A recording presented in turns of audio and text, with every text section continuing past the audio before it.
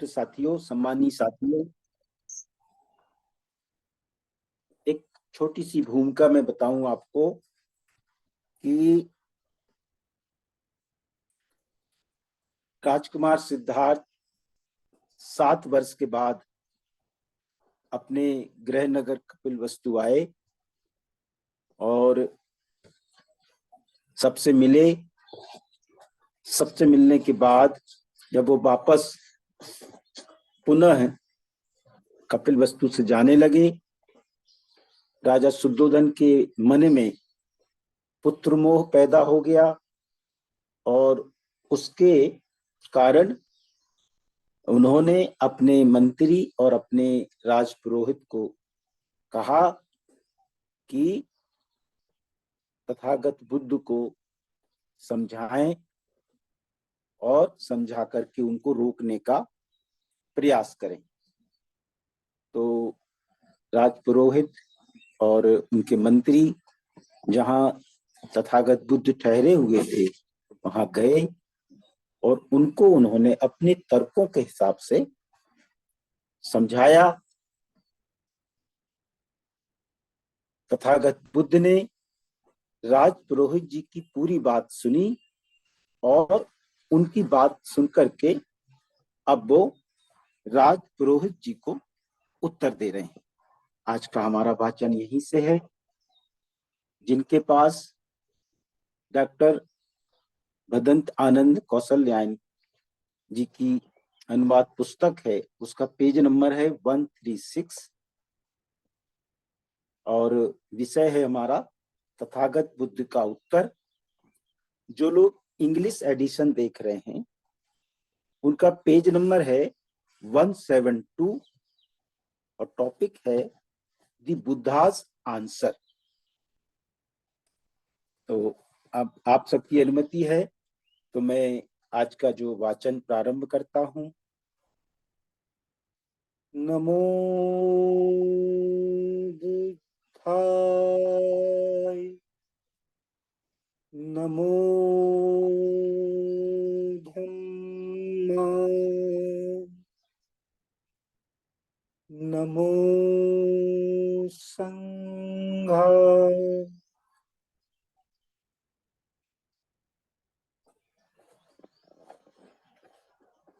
तथागत बुद्ध बोले, मेरे प्रति राजा शुद्धोधन का जो वात्सल्य भाव है उससे मैं सुपरिचित हूं। विशेष रूप से जो उन्होंने मेरे प्रति दर्शाया है, लेकिन यह सब होते हुए भी क्योंकि मैं संसार के दुखमय रूप से भी परिचित हूं, इसीलिए मैं अपने संबंधियों का त्याग करने के लिए मजबूर हूं। यदि संसार में प्रियजनों का वियोग अनिवार्य ना होता तो कौन है जो अपने प्रियजनों के साथ ना रहता। इसलिए एक बार होने पर भी यह वियोग फिर से दोबारा होकर रहेगा। इसलिए मैं अपने प्रिय पिता को छोड़कर जा रहा हूं, लेकिन मैं इसे ठीक नहीं समझता हूं कि जो तुम सोच रहे हो कि मैं राजा के दुख का कारण हूं। तो राजा राजपुरोहित से बोल रहे हैं तथागत कि मैं यह ठीक नहीं समझता हूं जो आप यह सोच रहे हैं कि मैं राजा के दुख का कारण हूं, क्योंकि राजा शुद्धोधन ही अपने स्वाभाविक समागम भाव से वियोग की चिंता करते हैं। इसलिए इस विषय में आपका मत निश्चित होना चाहिए कि वियोग के नाना रूपों को देखकर आपको यह समझ लेना चाहिए कि ना कोई पुत्र और ना कोई दूसरा संबंधी ही उनके दुख का कारण है। सारा दुख अज्ञान जनित है। जिस प्रकार राही सड़क पर इकट्ठे होते हैं, एक उदाहरण तथागत दे रहे हैं, जिस प्रकार राही सड़क पर इकट्ठे होते हैं और आगे चलकर अलग अलग हो जाते हैं, इसी प्रकार जब आज या कल सभी का परस्पर वियोग अनिवार्य है, तो कोई भी बुद्धिमानी आदमी किसी भी स्वजन के अलग होने पर दुखी क्यों होगा, भले ही वह स्वजन उसका कितना प्रिय क्यों न हो। अपने संबंधियों को दूसरे लोक में छोड़कर आदमी इसमें चला आता है और फिर इस लोक से छोड़कर दूसरे में चला जाता है। वहां जाकर वहां से भी वह अन्यत्र चला जाता है। यही मानव का हाल है। एक मुक्त पुरुष इस सब के लिए दुखी क्यों हो? जब मां के गर्भ से निकलते ही मृत्यु प्राणी का पीछा करने लग जाती है, तो आपने अपने स्नेह में मेरे वनगमन को असमय क्यों कहा? किसी सांसारिक वस्तु को प्राप्त करने के लिए समय असमय हो सकता है। समय हर चीज के साथ लगा ही है। समय संसार को नाना परिवर्तनों में से गुजारता है, लेकिन जब जीवन अस्थिर है तो धम्म करने के लिए कोई असमय नहीं है। राजा शुद्धोधन का तो यह संकल्प ठीक है, एक पिता के योग्य है कि वह मुझे राज्य देना चाहते हैं, लेकिन मेरे लिए यह ऐसे ही होगा जैसे कोई लोभी रोगी प्रतिकूल भोजन ग्रहण कर ले। किसी भी बुद्धिमान के लिए राज्य अधिकार कैसे उचित हो सकता है जहां चिंता है, जहां राग द्वेष है, जहां क्लांति है और दूसरों के प्रति अन्याय है। सोने का महल तो मुझे लगता है जैसे उसमें आग लगी है। अच्छे से अच्छा भोजन ऐसा लगता है जैसे इसमें विष मिला हुआ है। और कमलों के फूल से आच्छादित शैया भी, कमलों के फूल से आच्छादित शैया भी मुझे ऐसी लगती है जैसे इसमें मगरमच्छ लौट रहे हों। यह उत्तर तथागत बुद्ध ने राजा शुद्धोधन के राजपुरोहित जी को दिया। अब यहाँ ये उनकी वार्तालाप पूर्ण होती है। इसके बाद छठवां हमारा विषय है मंत्री का उत्तर। अब राजपुरोहित जी के साथ जो मंत्री आए हैं राजा शुद्धोधन के, वो तथागत से बोल रहे हैं। उनके ज्ञान और गरिमा के अनुरूप तृष्णा विमुक्त तर्कपूर्ण कथन सुना तो मंत्री बोले, मंत्री जी बोल रहे हैं, आपका यह संकल्प तो सर्वथा योग्य है कि किसी भी तरह आप अयोग्य नहीं हैं, किंतु केवल समय की दृष्टि से यह इस समय अयोग्य है। यह किसी भी तरह तुम्हारा धम्म नहीं हो सकता कि अपने वृद्ध पिता को दुख में छोड़कर चल दो। निश्चय से तुम्हारी बुद्धि बहुत सूक्ष्म नहीं है, कम से कम धर्म, अर्थ और काम के मामले में तो सूक्ष्म नहीं है। जबकि किसी अविद्यमान अदृश्य वस्तु के लिए आप विद्यमान दृश्य का त्याग करने के लिए तैयार हैं।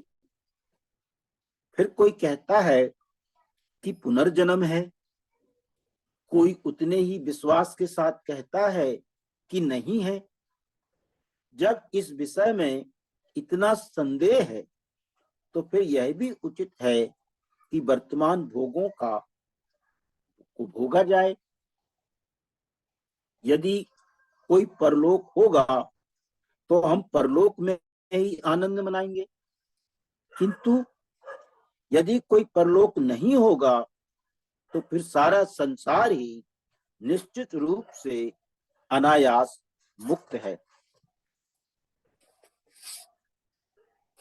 कुछ ऐसे हैं जो पुनर्जन्म तो मानते हैं किंतु मोक्ष की कोई संभावना नहीं मानते। उनका कहना है कि जैसे अग्नि स्वभाव से ही उष्ण होती है और पानी स्वभाव से ही तरल होता है, इसी प्रकार यह संसार स्वभाव से ही संसरणशील है। कुछ का मत है कि सभी वस्तुएं स्वभावज हैं। स्वभावज यानी प्राकृतिक, चाहे अच्छी हो, चाहे बुरी हो, चाहे सत्य हो, चाहे असत्य हो। और जब यह सारा संसार ही स्वभावज है, प्राकृतिक है, इसलिए हमारे सब प्रयास व्यर्थ हैं।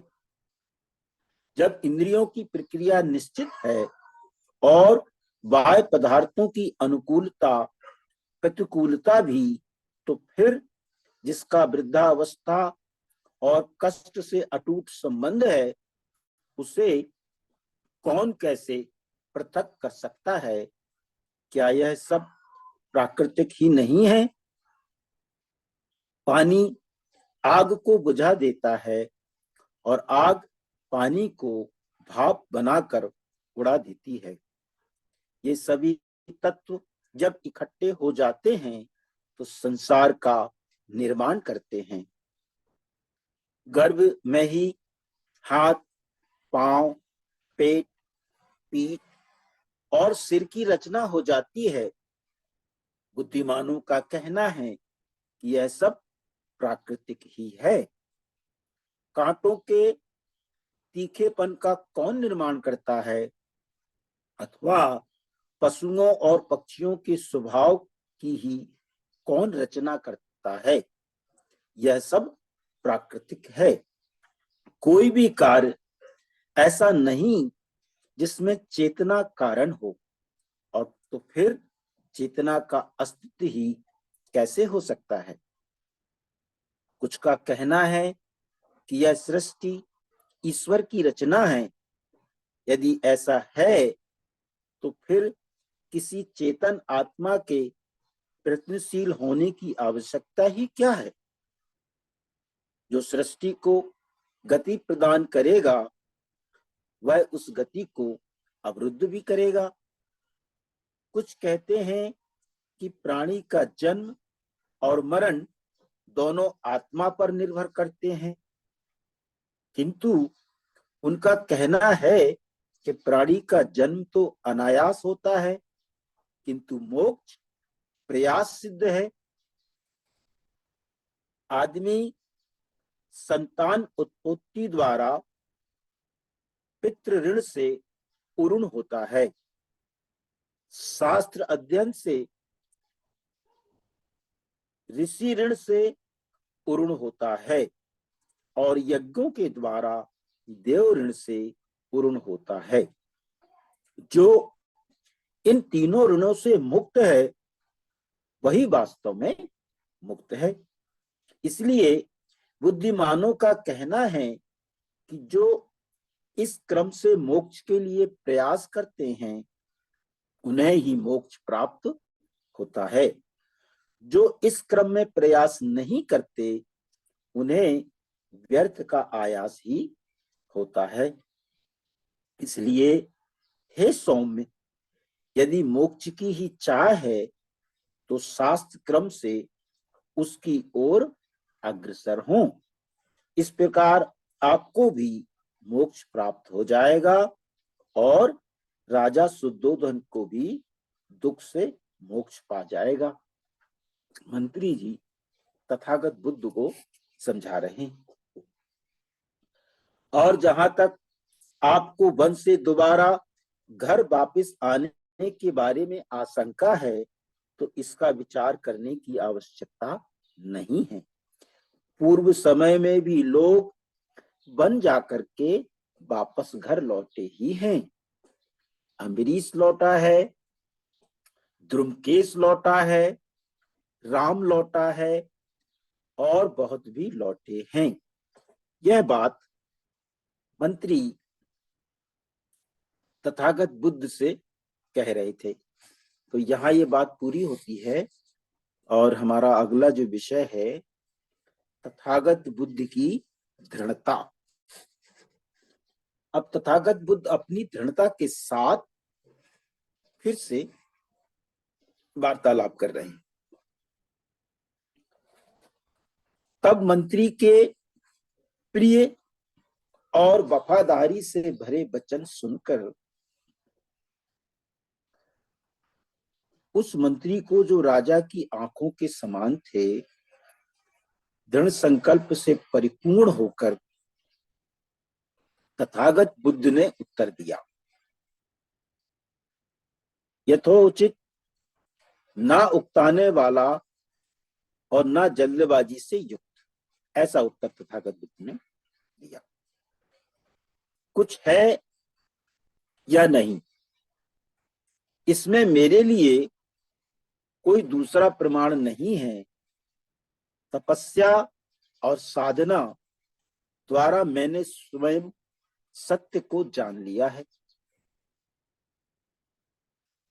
मैं किसी ऐसे सिद्धांत को सही स्वीकार नहीं कर सकता जो अज्ञान संगत है और जिसका सिर नीचे और पैर ऊपर की तरफ है। मैं किसी ऐसे सिद्धांत को सही स्वीकार नहीं कर सकता जिसमें सैकड़ों बातों को यूं ही पहले से ही सही मानकर चलना होता है। कौन बुद्धिमान आदमी केवल किसी दूसरे पर आश्रित होकर किसी बात में विश्वास करेगा? मानव जाति तो अंधेरे में एक अंधे के पीछे चलने वाली नेत्रहीन जाति बनी हुई है।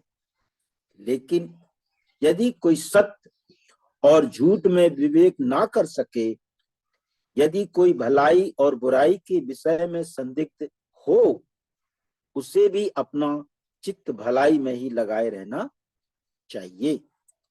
सद्वृत्ति वाले के लिए थोड़ा व्यर्थ का परिश्रम भी कल्याणकारी ही होता है। लेकिन यह देखकर कि इस पवित्र परंपरा का भी ठिकाना नहीं है, यह समझ लो कि ठीक वही होता है जो विश्वसनीय लोगों का वचन है। और विश्वसनीयता का मतलब है निर्दोषता। जो सर्वथा निर्दोष है वह सत्य का अपलाप नहीं कर सकता। और कुछ तुम मुझे घर लौट चलने के बारे में कह रहे हो और अपने पक्ष के समर्थन में कुछ लोगों के उदाहरण दे रहे हो, तो ऐसे लोगों की क्या प्रमाणिकता जिन्होंने अपने व्रत को ही तोड़ दिया है?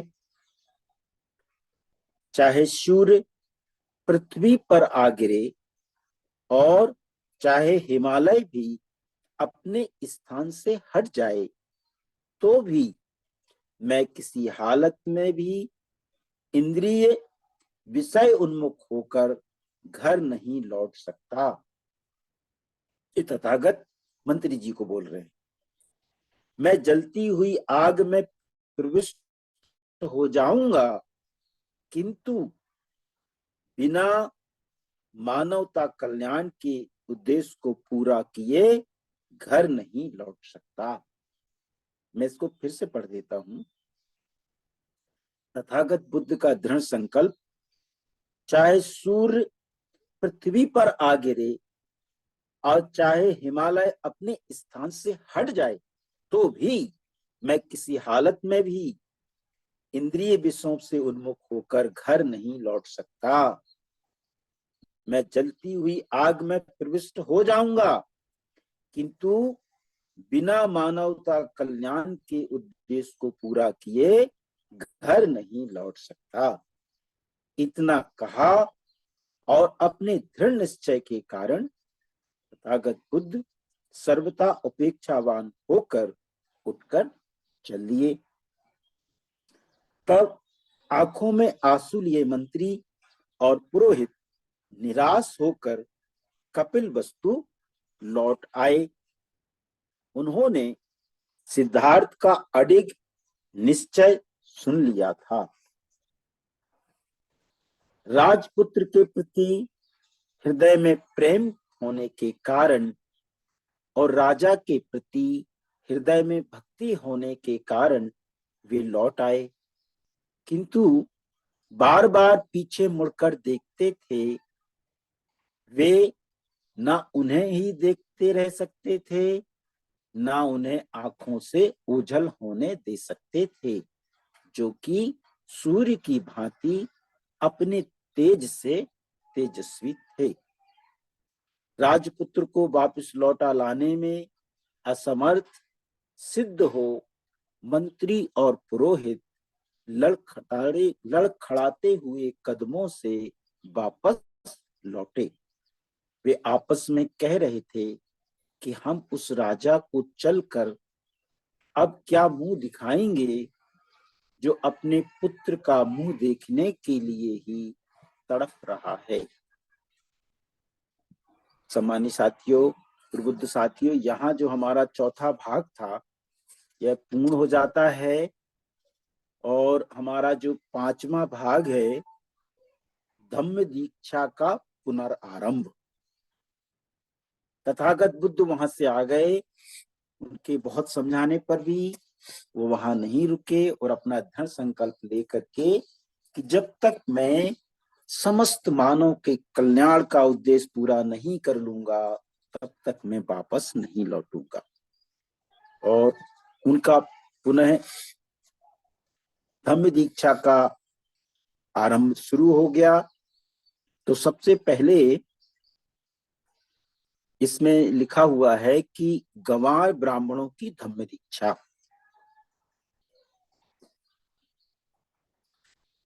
राजगृह के समीप ही गुद्दकूट पर्वत के पीछे एक गांव था, जिसमें कोई 17 ब्राह्मण परिवार रहते थे। इन लोगों को धम्म दीक्षा देने के उद्देश्य से तथागत बुद्ध आकर एक वृक्ष के नीचे विराजमान हुए। लोगों ने जब तथागत का तेज और गंभीर व्यक्तित्व देखा तो उससे प्रभावित होकर के उनके पास में आ बैठे, इकट्ठे हुए। तथागत ने उनसे प्रश्न किया, तुम कब से इस पर्वत के नीचे रहते आए हो और तुम्हारा पेशा क्या है? उनका उत्तर था, पिछली 30 पीढ़ियों से हम यहीं रहते आए हैं और हमारा पेशा पशुपालन है। और जब उनके धार्मिक विश्वासों के बारे में प्रश्न किया तो उनका उत्तर था कि हम ऋतु भेद के अनुसार सूर्य, चंद्रमा, वरुण, अग्नि आदि देवताओं की पूजा करते हैं। यदि हम में से किसी की मृत्यु हो जाती है तो हम इकट्ठे होते हैं और प्रार्थना करते हैं कि वह ब्रह्मलोक में उत्पन्न हो, जिससे उसे पुनः पुनर्जन्म न ग्रहण करना पड़े। तथागत बुद्ध ने कहा, यह क्षेम कर मार्ग नहीं है, इससे तुम्हारा कुछ लाभ नहीं हो सकता। मेरे मार्ग का अनुसरण करने से, सच्चा श्रमण बनने से, आत्म संयम का अभ्यास करने से ही निर्माण प्राप्त हो सकता है। जो सत्य को असत्य और असत्य को सत्य समझ बैठते हैं, ऐसे मिथ्या दृष्टि संपन्न लोगों की कभी सद्गति नहीं हो सकती। जो सत्य को सत्य, असत्य को असत्य जान लेते हैं, ऐसे सम्यक दृष्टि संपन्न लोगों की ही सती गति प्राप्त होती है। जो सत्य को सत्य और असत्य को असत्य जान लेते हैं, ऐसे ही सम्यक दृष्टि से संपन्न लोगों को सद्गति प्राप्त होती है। संसार में सभी मृत्यु को प्राप्त होते हैं, कोई उससे बच नहीं सकता। यह समझ लेना कि जो पैदा हुआ है उसे एक ना एक दिन मरना अवश्य है, और इसलिए जन्म मरण के बंधन से छुटकारा पाने की इच्छा करना, यही सच्ची धम्म साधना है। उन 70 ब्राह्मणों को जब यह बुद्ध वचन सुनने के लिए मिले तो उन्होंने तुरंत श्रमण बनने की इच्छा प्रकट की। तथागत बुद्ध द्वारा अनुमति प्राप्त होने पर उनका केश छेदन हो गया। उनकी वेशभूषा सच्चे श्रमण की हो गई। तब वे सब विहार की ओर चल पड़े। रास्ते में उन्हें अपनी पत्नियों की याद आई और अपने परिवार की याद आई। उसी समय भारी वर्षा ने उनका आगे बढ़ना रोक दिया। रास्ते में कोई 10 मकान थे। उन्होंने उनमें आश्रय खोजा। एक मकान के भीतर जाने पर मालूम हुआ कि क्योंकि उसकी छत टपक रही थी, इसलिए उसके भीतर घुसना निष्प्रयोजन था। इस अवसर के उपयुक्त तथागत बुद्ध ने कहा, जिस प्रकार यदि छत ठीक से छाई न गई हो तो उसमें से वर्षा का पानी अंदर घुस आता है, इसी प्रकार यदि चित्त को ठीक ठीक साधा ना गया तो वह काम रोग का प्रवेश हो जाता है। तथागत ने वहां एक उदाहरण देख करके उनको समझाया कि जिस प्रकार यदि छत ठीक से छाई ना गई हो तो उसमें से वर्षा का पानी अंदर घुस आता है, इसी प्रकार अगर हमने अपने चित्त को ठीक ठीक ना साधा तो हमारे भीतर भी काम राग का प्रवेश हो जाता है। लेकिन जिस प्रकार यदि छत ठीक से छाई गई हो तो उसमें से वर्षा का पानी अंदर नहीं आ सकता, उसी प्रकार यदि चित्त को ठीक ठीक साधा गया हो तो हमारे भीतर भी काम रोग का प्रवेश नहीं हो सकता है। इन वाक्यों को सुना तो उन 70 ब्राह्मणों को यह लगा, यह तो सही है। उनके मन में संकल्प विकल्प शुभ नहीं है, तो भी अभी वह विधि चिकित्सा से मुक्त नहीं थे। इतना होने पर भी वे आगे बढ़े चले गए। आगे बढ़े तो उन्होंने पृथ्वी पर कुछ सुगंधित द्रव्य पड़े देखे। तथागत बुद्ध ने उनकी ओर उनका ध्यान आकर्षित किया। जहां वो सुगंधित द्रव्य पड़े हुए थे, तथागत बुद्ध ने उन द्रव्यों की ओर उनका ध्यान आकर्षित कराया। थोड़ी ही दूर और आगे जाने पर कुछ कूड़ा करकट भी पड़ा दिखाई दिया। तब तथागत बुद्ध ने उसकी ओर भी उनका ध्यान आकर्षित कराया और साथ साथ में यह भी कहा, जो दुष्शीलों की संगति में रहता है वह उसी प्रकार दोषशील हो जाता है जैसे किसी दुर्गंध युक्त पदार्थ को ग्रहण करने वाला स्वयं गंधाने लगता है। वह उत्तरोत्तर निकृष्ट हो जाता है और अकुशल ही अकुशल करने में दक्ष हो जाता है। लेकिन जो बुद्धिमान बुद्धिमानों की संगति करता है वह भी वैसा ही हो जाता है।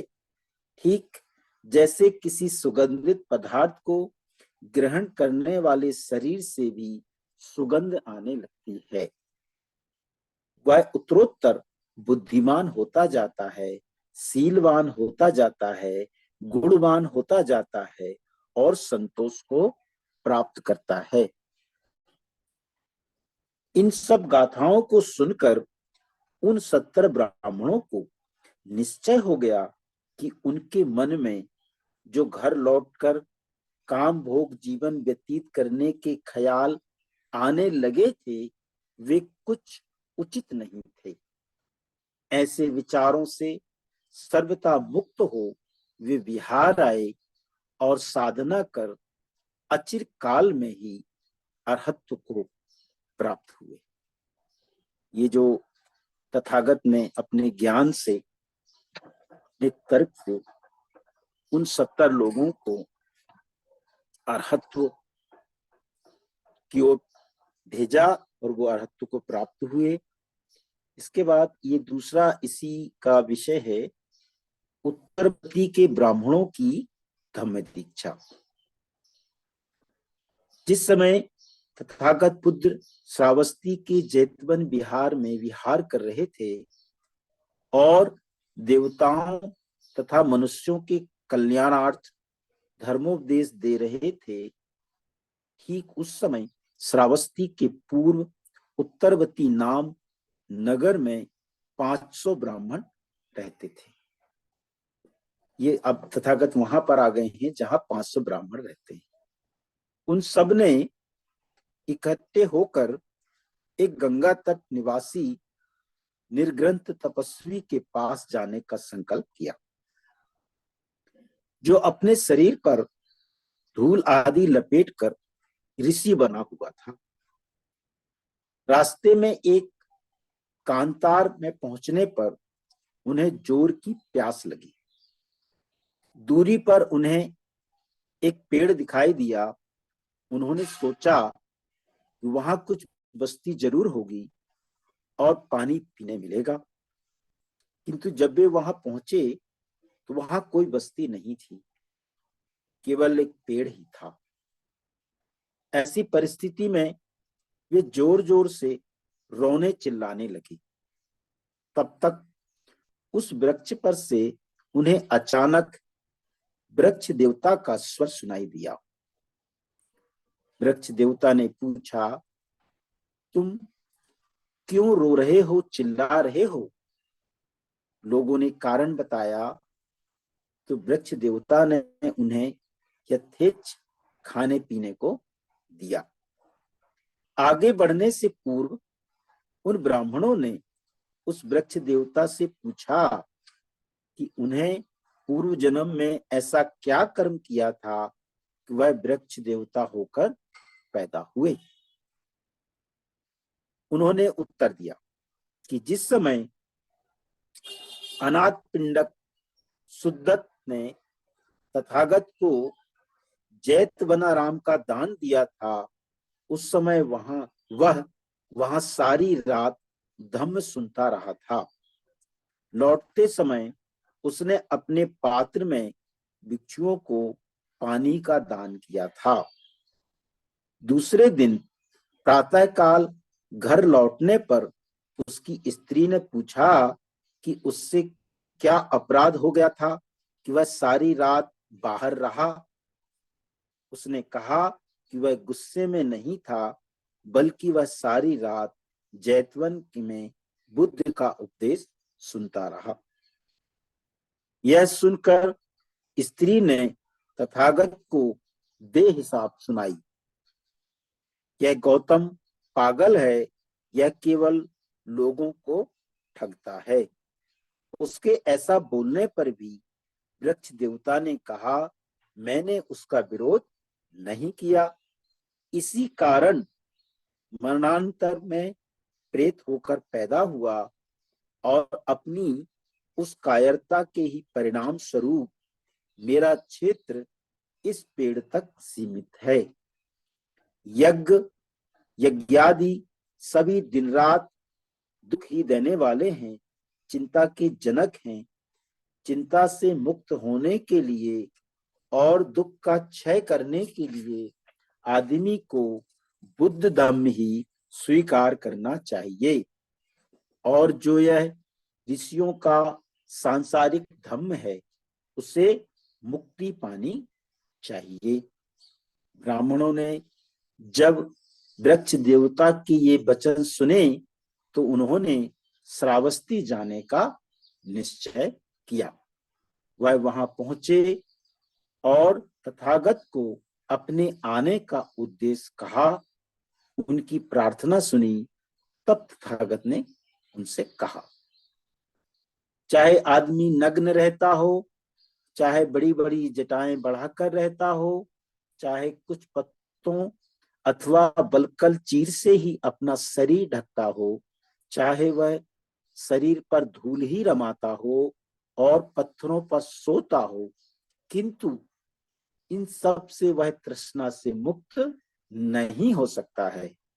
लेकिन जो न किसी के कलह रहता हो और न किसी की हत्या करता हो, जो अग्नि से भी किसी का नाश नहीं करता, जो किसी को पराजित करके स्वयं को विजयी भी नहीं होना चाहता, जो किसी सभी के प्रति मैत्री भावना, ऐसे आदमी के मन में किसी के लिए द्वेष या घृणा का भाव नहीं होता है। तथागत बोल रहे हैं कि जो किसी से कलह नहीं करता, जो किसी की हत्या नहीं करता, जो अग्नि से भी किसी का नाश नहीं करता, जो किसी को पराजित करके स्वयं को विजयी नहीं होना चाहता, जिसके भीतर मैत्री भावना है, ऐसे आदमी के मन के में कभी द्वेष और कभी घृणा का भाव नहीं आ सकता है। प्रेतों को बलि चढ़ाना ताकि पुण्य लाभ हो व परलोक का फल मिले, सत्पुरुषों का सत्कार करके चौथे हिस्से के भी बराबर नहीं है। तथागत कह रहे हैं कि जो सदाचारी है, जो ज्येष्ठों के प्रति, वृद्धों के प्रति सदा आदर की भावना प्रदर्शित करता है, उसे इन चार चीजों की प्राप्ति होती है। आयु की, वर्ण की, सुख की और बल की। तथागत कह रहे हैं कि जो व्यक्ति सदाचारी होता है, जो अपने बड़ों के प्रति, अपने वृद्धों के प्रति आदर, सदा आदर की भावना रखता है और उस भावना को प्रदर्शित करता है, उनको ये चार चीजों की प्राप्ति होती है। पहला है आयु, दूसरा है वर्ण, तीसरा है सुख और चौथा है बल। उन सभी लोगों को ये चार चीजों की प्राप्ति होती है। अपने पति से यह सुना तो पत्नी शांत हो गई। यहाँ पर हमारा ये 5वां भाग संपूर्ण होता है और मैं वाचन को यहीं रोक देता हूँ। आप सब ने बहुत ध्यान से इस वाचन को सुना, इसको समझा। आप सबको बहुत बहुत बहुत बहुत साधुवाद। नमो बुद्धाय। जय भीम, जय संविधान, जय भारत।